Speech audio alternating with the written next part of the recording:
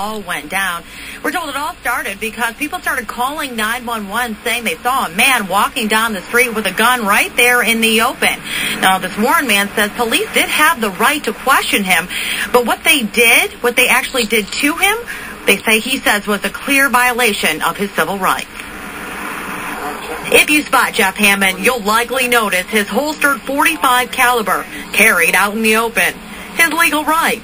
But you wouldn't think so when you hear what Hammond claims happened while he was walking home in August of 2009. I could hear the tires kind of screech, and as he was pulling up, I saw that he had his firearm pulled out, aimed straight at me. I went down to my knees, and then he yelled at me and told me to lay down on my stomach with my hand straight out towards him. And the whole time he had the gun trained on me.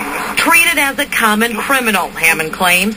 Moments later, 2 more Warren police cruisers and 3 officers arrive. He dragged me up, by the chains, scraping my knees after he dragged me up forcefully. Hammond got his hands on the Warren police dash cam video, but he claims it only picked up one cruiser's view and exchanges with the officers after the alleged assault went down. You should at least tell us what you're doing, you know what I mean? Call us and say, listen, I'm going to go out for a walk with my gun on my hip today. Why? Would you do that if you had purple pants on that day? It's totally legal. It's constitutional. Why would you call the police if you're leaving, your house for anything? Walking around like this is just going to end up getting you hurt somehow. Express your rights the way you want to express them. But when you get hurt, don't cry that somebody hurt you because you were expressing your rights.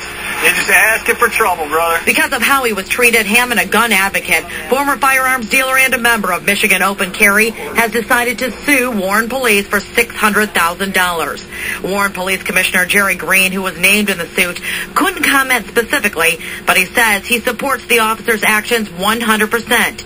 Officers, he says, are duty-bound and can't assume someone openly carrying a gun is following the law. This is a police officer. He works for the community. He works for me. But what he did was wrong.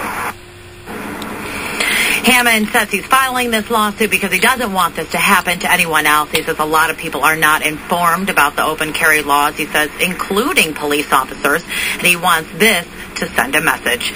We're live in Warren tonight. Taryn Asher, Fox 2 News. So, Taryn, the date on that video says August 2009. Why did he wait so long to file a lawsuit?